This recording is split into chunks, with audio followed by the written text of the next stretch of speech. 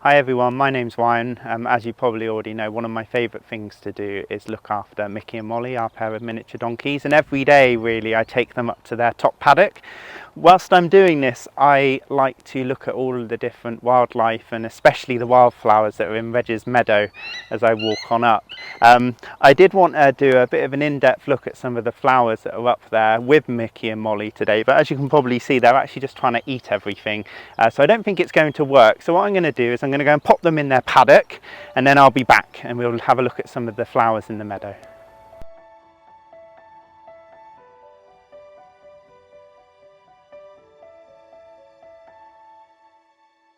So I popped the donkeys away now. I was really worried that as I brought them round they would actually eat all of the flowers that I was trying to point out. So the reason that I'm trying to get better at learning about wildflowers, and remember I am a novice at this, so it's just a bit of an insight to the life that's out in the meadow.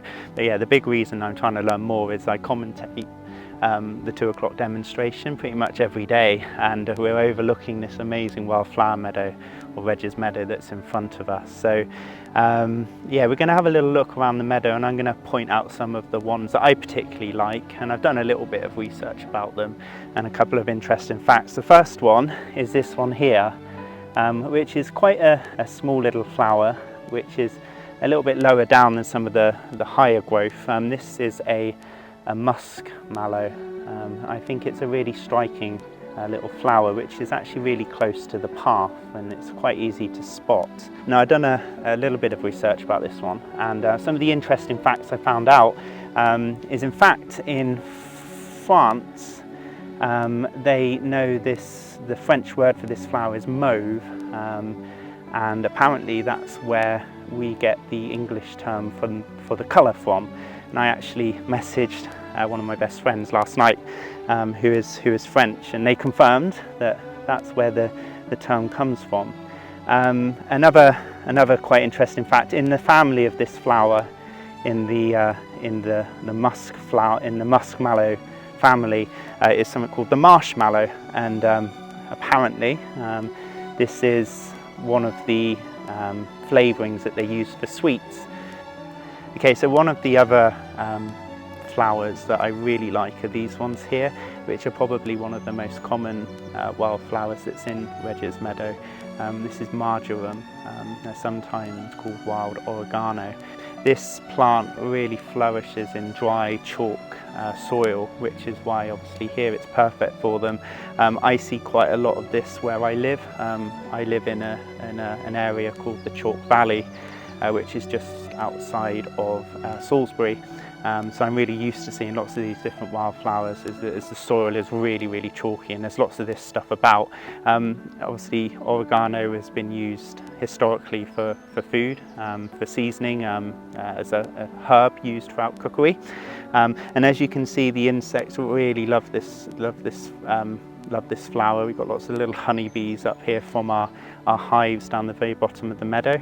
It's got a really strong pungent smell as well. This especially is very strong as we get into the later parts of the summer season, and when you're sat in the 2 o'clock show, you get the sense of the scent really wafting over you, and it is beautiful.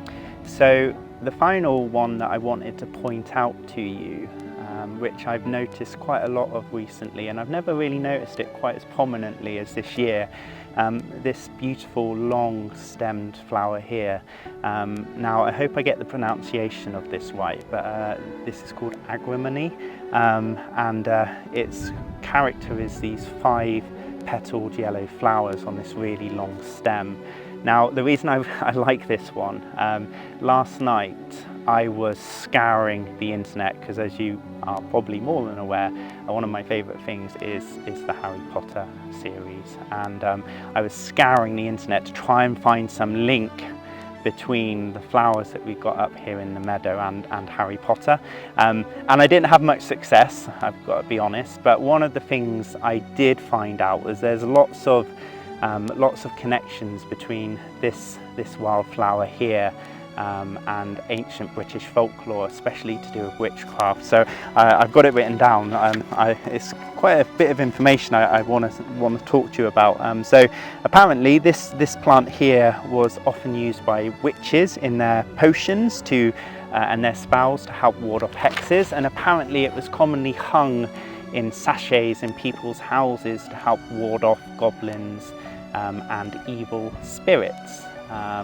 So that is the loosest connection to Harry Potter that I could possibly find, and actually one of my favourite facts about it, another name, an old name for this species is sometimes called fairies' wands, and you can really see where that might come from.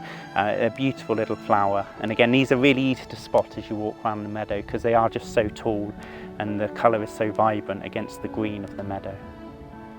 So when I was doing the research for this video, Hannah, who works on our conservation team, suggested I download an app for my phone, telling me all about the different species. I'm not a very technical person, so actually what I've been using mostly is this book here, which I actually really love. It's got some lovely pictures in of all the different flowers, but it's actually my mum's book and she got it in 1976, so I do think I need something maybe a little bit more up to date.